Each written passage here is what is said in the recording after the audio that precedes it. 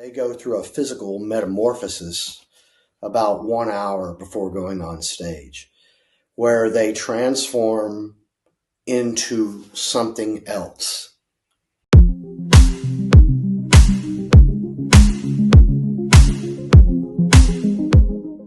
Hello and welcome to the Keyboard Chronicles, a podcast for keyboard players. I'm your host, David Holloway, and I'm thrilled as always to be here with you.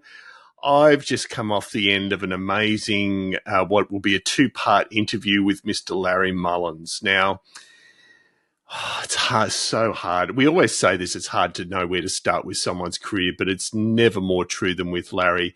As you'll hear, Larry has played for many years, both as a drummer and a keyboard player with an amazing array of artists. Two that we obviously dig into quite deeply are Iggy Pop and Nick Cave and the Bad Seeds, and Larry's currently a touring member of Nick Cave and the Bad Seeds. So for Australian and UK listeners, they are, very, very knowledgeable about Nick Cave and the Bad Seeds, as are people around the world. He's an extremely well-respected artist. But as you'll hear, we cover a massive amount of ground. If you want to hear about amazing 1950s organ albums, the head of the Satanist Church claiming to have played on albums, to working with European artists, the Residents, Portishead, you name it, it is covered.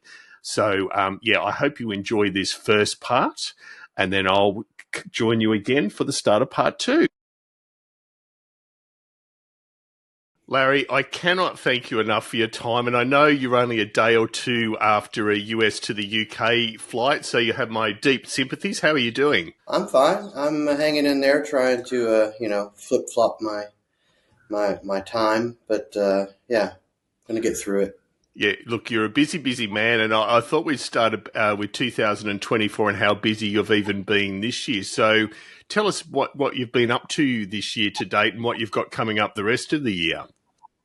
Well, this year was pretty much, at least the first half of it was gobbled up by Swans, the band Swans, and we've been on a 13-month tour, and that I think we had originally discussed it would be somewhere around 6 or 7 months, and it nearly doubled. Wow. as we went along. So it was 115 shows, and the shows were very long, and the band's known for being really loud, and the shows were on average somewhere around 3 hours long. Oh, wow. Yeah, so it's a lot of hard work with that band, and but yeah, it's a great bunch of people, and Michael is in great shape, and it really went over well. We had a great time, but yeah, it was a lot of hard work there. And Larry, I might take a U-turn straight to Swans, because I had planned on covering that later. So for a lot of our listeners will absolutely be aware of Swans, but for those that aren't, Swans are an iconic band, and certainly, Larry, I know in the early days when you joined them, you were doing all sorts of amazing dual musicianship stuff. So on this tour, were you still playing a combo of rhythm and keyboards? What was your sort of role on the band? The current lineup. I was mostly playing keyboards, and I had a small drum setup, and where I would join Phil, the drummer who replaced me in Swans back in the 90s. He and I played together on some songs, and so we had we had two drummers, two bass players, two lap steel players, really, really loud, and but it was so much fun playing together with him. But for the most part, I was playing keyboards now. Yeah, great. And just as a side, what sort of keyboards do you play with Swans? Michael and I had long discussions about what to use, and in the end, we boiled it down to a Mellotron and a Krumar. What do they call it? It's a Krumar organ. The Mojo 610 organ. And then I had my trusty rusty Casio MT55, and I had a drone commander, and I had a Moog Mother 32, the little that I used for sub bass, and and that pretty much covered all the aspects we needed, and it was all transportable. Yeah, wow. It's I was all going to say, managed. so the days of the vibraphones are past, Larry.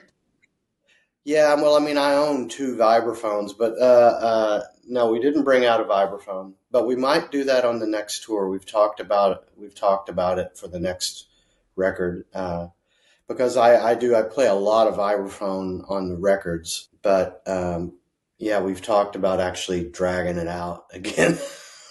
It's a nightmare, but anyway. Yeah, I can imagine. Now, look, that was a pleasant U-turn, and we will sort of come back to the other amazing outfits you're a part of. But just coming back to this year, so 115 shows is absolutely no mean feat in any year. And then, so how did you find the time to create your current solo album, Camisonia, which I've had the pleasure of listening to through twice in the last 24 hours? And look, from my viewpoint, it's amazing. I think the word cinematic is overused in regards to instrumental albums, but it's never been more applicable than what I've heard through these two playthroughs. But tell us about how that came about and your process to creating it. Well, that record was sort of in the can, as they say. I made it some years ago, and I had one label in Sweden that had wanted to release it, and they just never really got it together to go forward with it. And during that period, I resurrected my old record label with my partner in Hamburg. And once we got that label up and going again, we started talking about a next release, and I was like, well, that one's been sitting around, and I couldn't get the Swedish label to move on it, and I just told them, well, look, I'm just going to go ahead and put it out myself, and so the timing of it, we just slotted it right in here in between the Swans tour and the Bad Seeds tour. But that record was mastered and in the box, like, some years ago. So it was just sitting ready to go. We had the artwork all planned out and everything. So it was kind of an Wow. easy, I it have was to an say, easy it one. still sounds very, very fresh. I was unaware of that, Larry. So, yeah, look, it's amazing. We'll link to it in the show notes. I think it releases, it's the 13th of September, I think. Yep. It'll be out in 6 days. Yeah. Yeah, so no, we'll definitely. It's just for those obviously that haven't listened. Well, you will have the opportunity to listen to it by the time this goes live. It's just, well, actually, I should get you to describe. Like, what would you describe the album as being like? Well, first off, it's not going to be like anything anyone might be expecting from me anyway, if anyone is expecting anything from me. But there are no acoustic instruments on the record, to be clear, and that was because at the time I was in an opera in Vienna, and I was a big opera, and I was working in the Berg Theater, which is the largest German speaking opera house in the world, and so um, and I had been in a large production there, and the pandemic happened, and early, as you may recall, I don't like to talk too much about that period, but as you may recall, it kind of started around the border of Italy, Austria, or that was when it was first detected. So it kind of hit the news in Austria, really early on, before anyone knew anything about any of this stuff, and I didn't know what was going on. And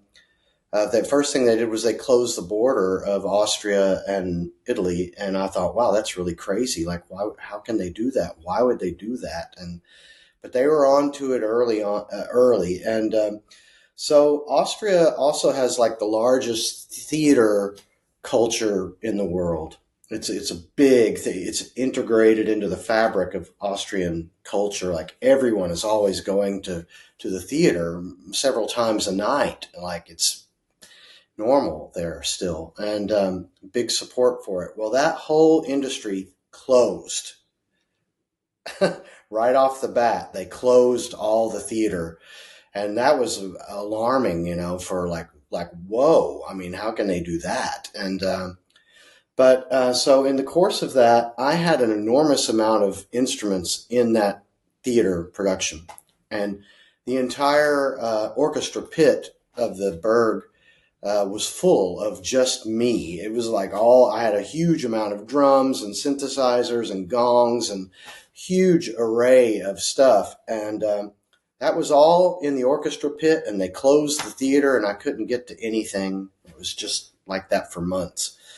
And I had an apartment in Vienna, and I had, just for the hell of it, when I came to Vienna, I brought a couple of suitcases of electronics that I had just in my stored in my apartment, thinking, oh, if I get bored at one point, maybe I'll pull that stuff out, and try and put something together. Well, as the reality of it all unfolded, I did unpack all that stuff at one point and just decided to try to make a setup on my dining room table and just sort of see what I could come up with.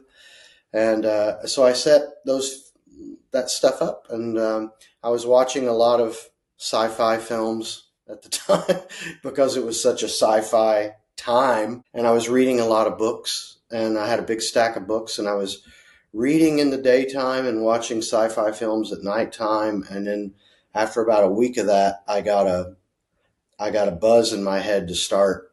I got a direction. I got a vision, and I started recording these little vignettes. I would call them vignettes, like these sort of instrumental synthesizer vignettes with what I had, and I was trying to make little vignettes that reflected scenes from this book I was reading at the time. And I got obsessed with this German writer named Adelbert von Chamisso, and he wrote a book loosely translated in English. I mean, there are many translations of the book, but the English translation was called The Man Who Had No Shadow. And a brief synopsis of that story is it's more or less a folk tale about a character who unwittingly sells his soul to the devil.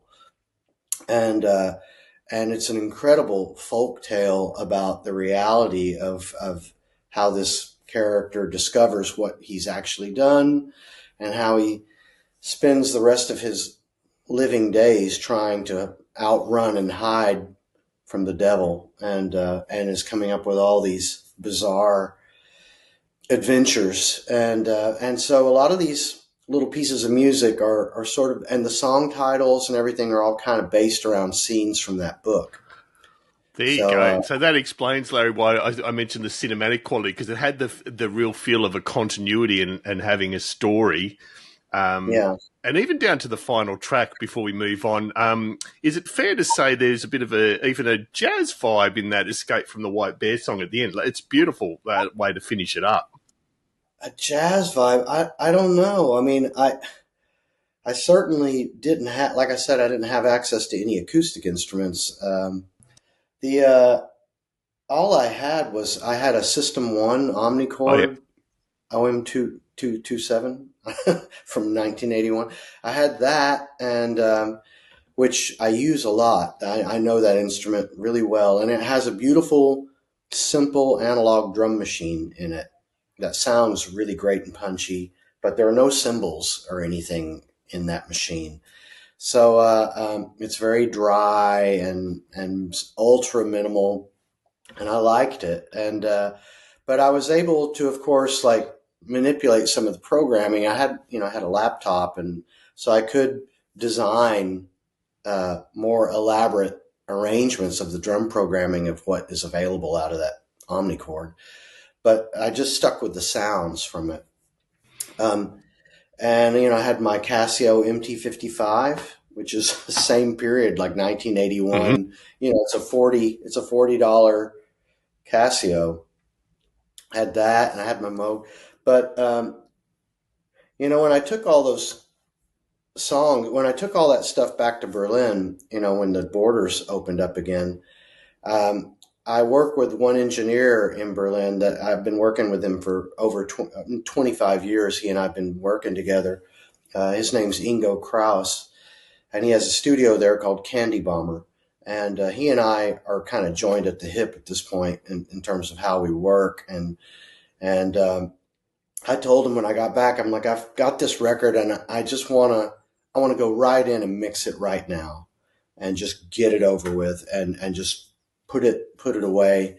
But I wanted to stay away from the temptation of adding acoustic instruments onto it, because I have a 20 square meter space in Berlin completely filled with symphonic acoustic percussion and organs, and I could go wild adding all kinds of full spectrum arrangements, and I just didn't want to do it, and I wanted to keep it just like it was. But he has an unbelievable array of reverb units and reverb chambers, and like the nicest stuff that can be found. And he has everything, all the original EMT giant plates, and he has stereo pairs of everything. And so I had sort of taken a lot of that omnichord drum programming and separated some parts of it that we could fire into the reverb plates in different ways, and use the reverb plates as cymbals, like in a drum set, So that's why you hear all these crazy explosions of these like bizarre reverb ignitions that were. I tried to program them like I would have used as cymbals. So that's Amazing. why it has this weird. It has a really weird sound to it. The whole record from that. So it's amazing, and it's a very full sound, even in spite of the space you've created within it. It's just amazing. I said we'll certainly be linking to it. So you've mentioned symphonic instruments, Larry, and percussion. I'm keen to go back a few decades to your childhood and upbringing. I know rhythm was central to your musical upbringing, so just tell us a little bit about those early years. And I believe you studied, for example, the timpani and rhythm for about 10 years, being relatively young. So tell us a bit about that. Yeah, that's true. That's how I got into playing music, because I had a best friend in grammar school who was a drummer, and he was trying to get me to. We were both already kind of collecting records as kids, and he got me into auditioning for the school band. And I went in having no idea what to do, but because he was a drummer, I just figured, well, I'll go into that because we could, at least hang out and stuff.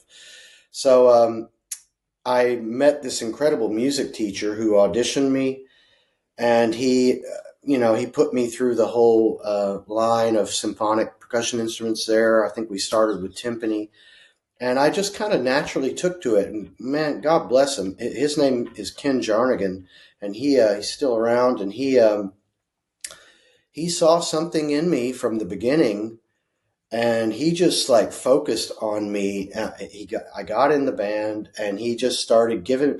First thing he did was he started giving me a lot of books to read. He knew I was really into reading, and he gave me biographies to read about Bach and Mozart and Berlioz, all the great European classical composers, Haydn, and so. And so I read all the books on those guys, and that just and he was right though, because like learning about their lives, like when he would, today we're going to work on this piece by Bach, he gave me books, timpani. I started studying timpani from Bach, which was like fairly simple writing, but I just ate it alive, because having the connection from reading about their lives kind of got me under the skin of that stuff. And I became really successful as a symphonic percussionist, going into competitions and stuff like that. He would send me all over the place in regional competitions, and I was just winning everywhere. And I got really into it. And I never wanted to play drum set, like in a rock and roll context or anything. But then later on, I kind of got plugged into punk rock and everything like that. And I got really way into punk rock. and joined. I got a drum set and joined a punk band when I was 14, and I just went down that. I just shifted gears and went down that road. I ended up dropping out of the whole classical field and went hog wild into punk bands, and I took that. Yes. No, It took me a while. absolutely. It took me a while to come back around and join the two, but I eventually did. Really, with Gerard, with Michael Gerard, he knew that I had that background, and he was the one that really wanted me to go back and pull in what I knew how to do with that and utilize it all in Swans. No, it definitely paid off. And so I do want to talk about your transition into punk rock. And I apologize if you've had to tell this story a bunch of times, as I imagine you have, but it is an amazing one. And that's, as a teenager, your Odyssey following Iggy Pop around Ohio and just the story around that, because it is a really amazing story. Yeah, it's a bit frightening, but anyway, at least I can say it happened a long time ago when I was a kid. But I didn't know any better. But I was a huge fan of all the Stooges music. I discovered Stooges when I was a teenager, and Iggy, and and again as a record collector, I had all that stuff. And at the time, I guess I'd seen him. I saw him play in 1982. And, but I knew kind of what he was, and he had gone into a hiatus for a period of time. He sort of disappeared, and I didn't realize it, but he was cleaning up, he was getting off drugs, and he'd married this Japanese woman and had gone through a period of solitude. And he had just come out of retirement and with a new record, or not retirement, but that period. And he had a new record, and it got me really excited. And I went to go see him. I saw a couple of shows on that tour. I guess that was around 84 or 85, and or was it 86? Somewhere around there. And it must have been 86. And I was really super disappointed with his band and how it was being done. I didn't like it, and I also knew that he had switched drummers in the middle of the tour, which I knew was a big problem, and I just sensed a huge problem. And the fella that he had at the time I saw, it just seemed like he had no idea like how that stuff was supposed to be played or done, or it seemed all wrong. And me being a teenage, aspiring kid, I just got the idea that I knew what it would take to fix it all. I thought, I know how I could set this all right. And so there was a constellation of shows in Ohio that he was touring with the Pretenders.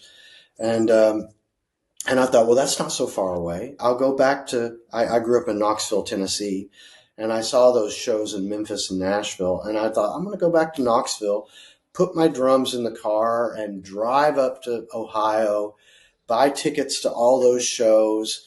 And so I'd made a bunch of sort of demo cassettes, and I wrote a bunch of handwritten letters to Iggy, and very personal, sort of telling him about how I grew up and what I knew about music and what I knew about his past and his arc of music, and how I thought I could sort of set things in a better direction for him right now. And I had even said, look, I've got my drums in the car. If you really want to challenge me on this, I can set the drums up in the parking lot and show you that I know how to do this the way you want, or the way I thought he wants. And I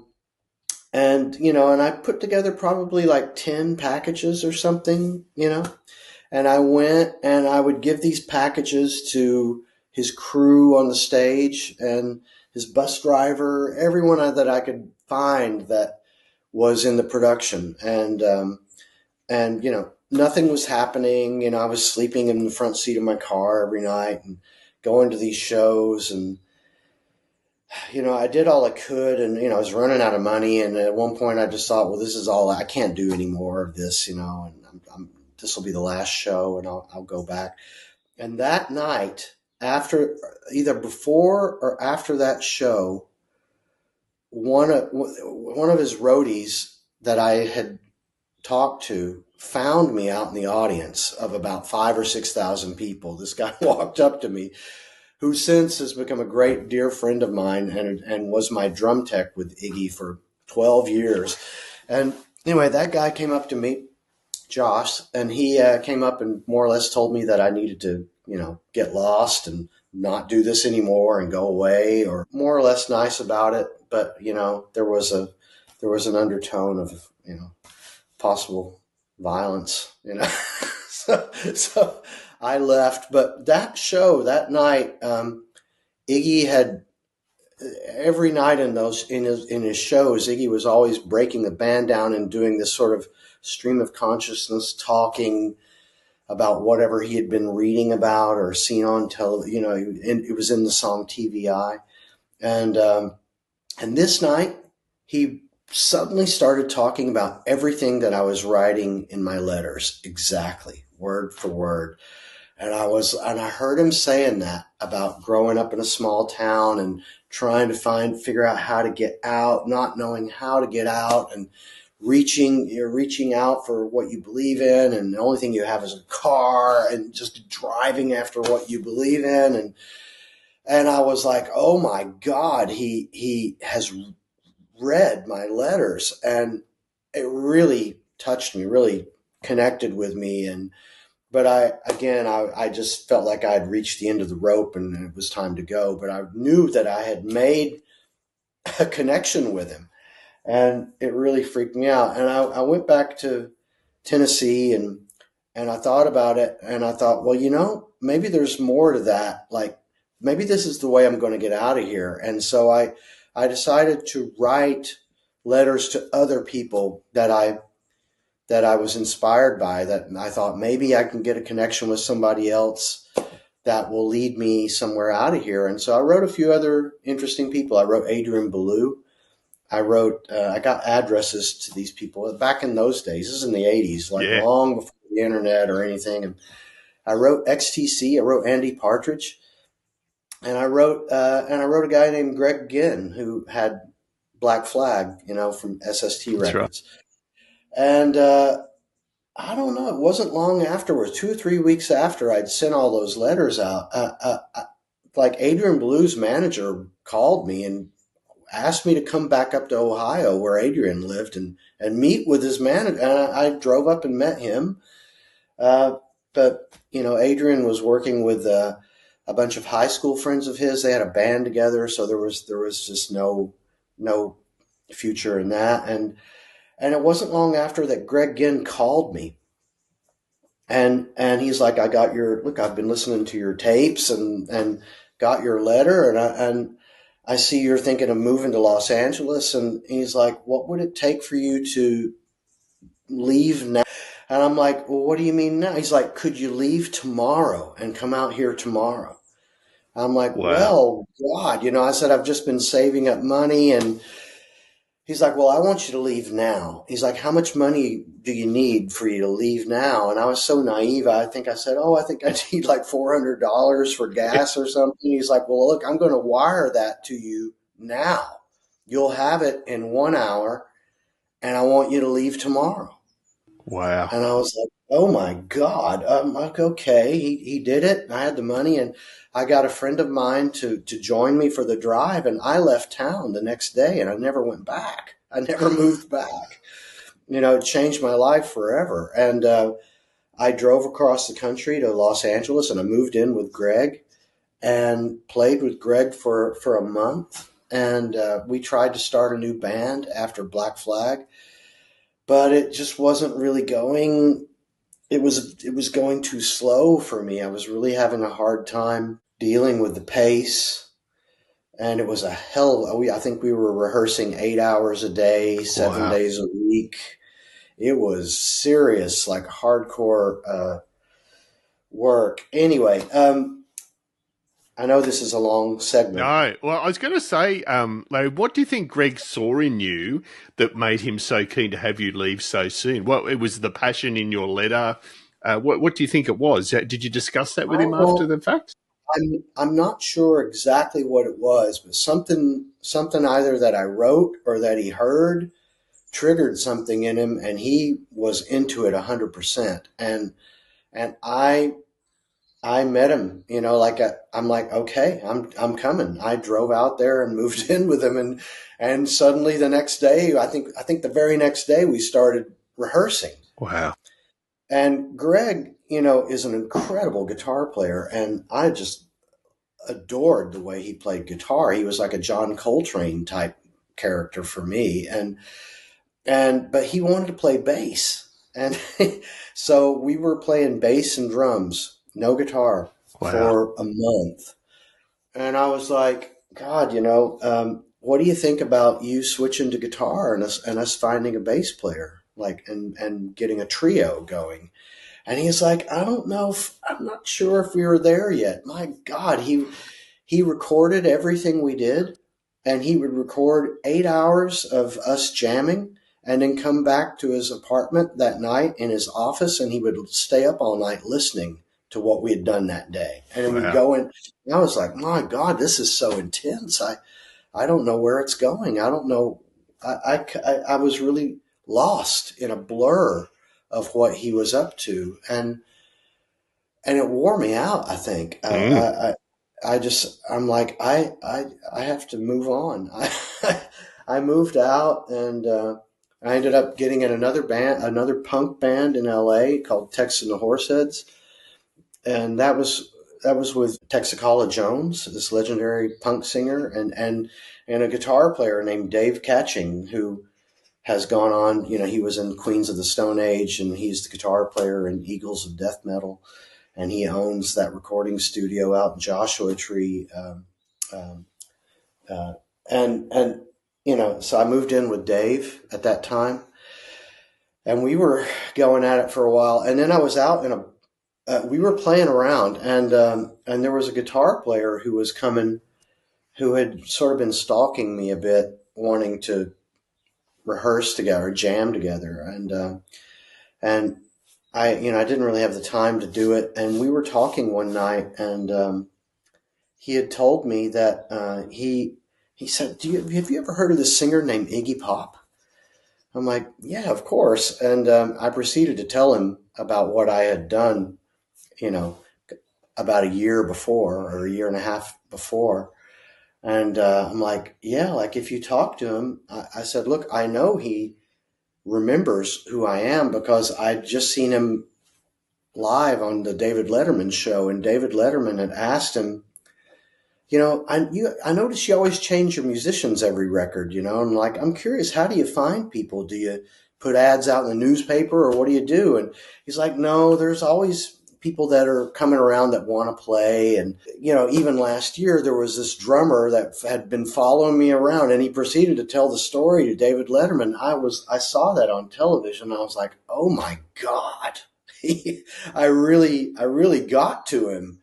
And he remembers. And so I told this guy, if you get a chance to talk to him, you should tell him that the guy who did that, and I'm here.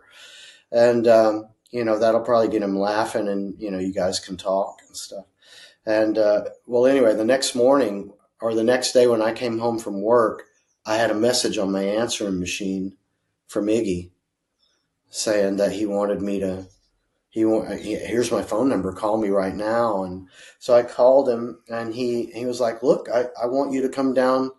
I'm trying to put a new band together for this record, and I don't have a band, and I want you to come down tomorrow and let's play and see how it goes. And so I went down, and of course we hit it off like I knew we would, and we connected. And then I was with him every day for the next 9 years. Yeah, absolutely. And so I do, Larry, want to talk. Obviously, that's an enormous component of your career, those 9 years. And I'm interested, understanding that you're not playing keyboards is very much a drumming thing, but it's still incredibly important.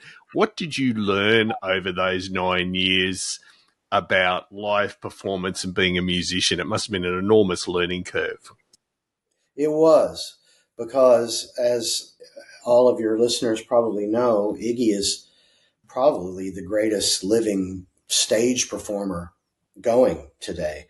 But he was he was in his 40s when I started playing with him, and he had recently cleaned up from drugs and alcohol, and so he was physically at the peak of his lifetime. He was incredibly physically fit and incredibly dangerous, physically dangerous on stage, and like never before, possibly, because he was so physically coherent and muscular. And so our shows were like a rocket to the moon, like a nonstop 1.5 hour run for your life performance every show.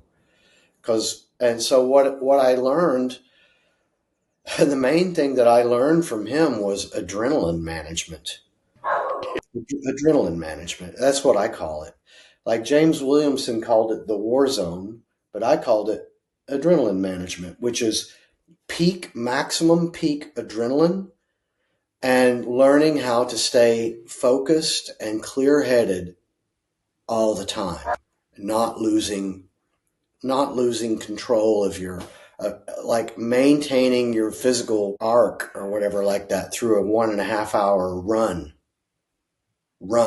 for your life, not losing your balance or anything like that, staying focused to keep it together, because he's completely out of his mind. Yeah. He's like one of the great performers. Like, I mean, all opera performers, any great singer that I've ever encountered or worked with, they go through a physical metamorphosis about 1 hour before going on stage, where they transform into something else. They're not who they normally are in life. They transform into another being, another energy, another thing that has superpowers. And when they go on stage, they're that. And that's what people pay money to see. That's what people are drawn to. That's what people are fascinated with when they're looking at the stage. They see that, whatever that is, that other thing. And when they come off stage, it takes them about an hour, maybe 2 hours to come down. And then they go back to what they were, like Superman or something, Clark Kent, or Batman or whatever. It's like this transition, and that's what these great performers are. They have that ability to metamorphosize into a butterfly or whatever, and now they're not, they're back. And it's an amazing thing to behold, be a part of. And I learned all about that with Iggy. And I assume, Larry, obviously Iggy in the early years, part of that metamorphosis was drug assisted. Like a lot of musicians, as you said, that adrenaline and the come down is incredibly hard to work through. And he obviously had to work out ways of doing that with things other than drugs, which is impressive on its own. Yeah, that's for sure. That's when a lot of people resort to alcohol and downers and things like that, would be after, to come down off this adrenaline thing. But in reality, I don't think that the drugs, people under the influence of drugs participating in that chain, it's, if anything, I would say the drugs blur that it's when the performers are really straight and clear and they produce, that's just incredible. It's amazing. Yeah, agree totally. But it's a thing that you join with them, and it's like, and so when you have a performer on the physical scale of Iggy, which is going to be a maximum, and you have to maintain that energy on drums, that's an intense physical experience. You mentioned in your bio, Larry, on that all those years touring with Iggy, you learnt lots about the ups and downs of touring, and the pure energy you have to put forward as a drummer. And we'll certainly be linking to the amazing live show I think it was in Paris in 1991 one, I think it was, that was recorded. Like, you can see the energy is there. What were the ups and downs of touring that stood out for you now looking back? Well, the ups and downs, well, it can be things like personal relationships that will dissolve because you're not around. It will be, like the first tour I did with Iggy was for 12 months. I was gone for 12 months. The second tour I did with him, I was gone for 18 months. It's just, I don't know. I did 700 shows with him or something. It was like, Wow. you're just gone. You're just gone. You're like a sailor or whatever, astronaut or something. You're just gone. So you lose lots of things. That's the price that you pay. Like not having a steady residence, not having a steady life, relationships, friendships. I mean, I'm happy to say that I do have an assortment of really strong lifetime friendships that are just always there. Maybe I've got about 10 or 20 of those around the world, where people that I might see once a year or every couple of years, but it's always the same when I'm back. But traveling all the time, it sort of, the price you pay is you lose that normal home life. You don't have that. You don't get that. So, and that can hurt, like when you lose, when those kinds of things disintegrate or dissolve, it's the way it is. Those are some of the downs. There can also be the ups and downs. There can be like maybe some years it's not as good as other years, maybe, it certainly went that way with Iggy. I mean, at one point we hit a downward slope, where it was just getting worse and worse, and shows were getting smaller and less. And, that happens. That happens to every artist. There's always an arc of up and an arc of down. It can't just always be up.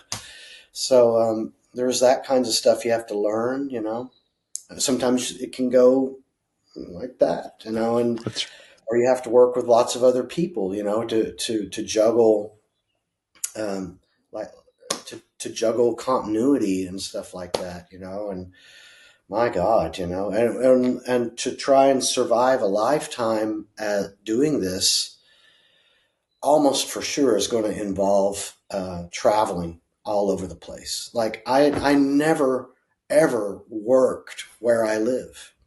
Yeah. Really. It's always, I've moved around a lot over the planet, and it almost seems, oddly enough, like as soon as I leave one city and move to another city, suddenly I start getting offers to work in the city that I used to live in and crap like that. It's just like, and then you just have to fly back. It's just, I've told people a lot of times, the work you might find or get offered is not going to be anywhere near where you live. And you have to be open to going to the airport the next day or something like that, and just going and to get the job, and that's how a lot of people aren't cut out for that. No. A lot of people aren't comfortable with that at all.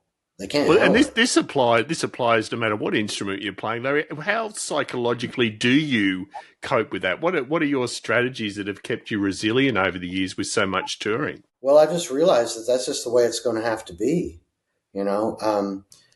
Someone, and it happens to me all the time. Like I sometimes people write me out of the blue online, on Facebook or something like that. Like during the pandemic, I had this wonderful Romanian woman write me, who's an electronic synthesist, who was trying to put records together in a studio outside of Barcelona. And she's like, and she wanted concert percussion, like classical, like full on, the big stuff, concert bass drums and gongs and everything else. And she's like, could you come down to Barcelona and make this record with me? And I'm like, yes, I can and I will, but it's going to take me I can't, the stuff's so big. There's no way. I can't put it on a plane. So I would have to drive there, but I'll do it. But it's going to take me 2 days of driving to get there. So I'm going to have to rent a van. There'll be gas. I'll have to spend a night somewhere on the border of France. And it was, pandemic time. So there was all that weird stuff. And I'm like, but I'll do it. It'll take me 48 hours to get there, but I'll show up. And we ended up having a great time. And we recorded 2 records that way. And we had a wonderful adventure. And then it took me 2 days to drive back. I mean, it took me a day. It took me a day to organize all those instruments, all that crap, and load it into a van. Then 2 days of driving, setting it all up, recording for a week, 2 days of driving back, a whole day to get it all back into where it's supposed to go into storage. It was like, what was that? Almost 2 weeks of hard work to make that happen. But we had a great time. I had a blast. And the records are cool. She's awesome. And Alina Kalincia is her name. And I had to make it happen. I had to drop whatever I thought I was doing at the time and focus on her and commit all that time to her. And, it's Great called getting it done, get it getting done. it done. Yeah. No, great perspective. Make it happen. And, I'm like, if you're willing to do that, if you're willing to cooperate with that, then I am, and let's do it. So stuff like that happens. And it's just so rare that someone's like, on the other side of town. It's always somewhere else.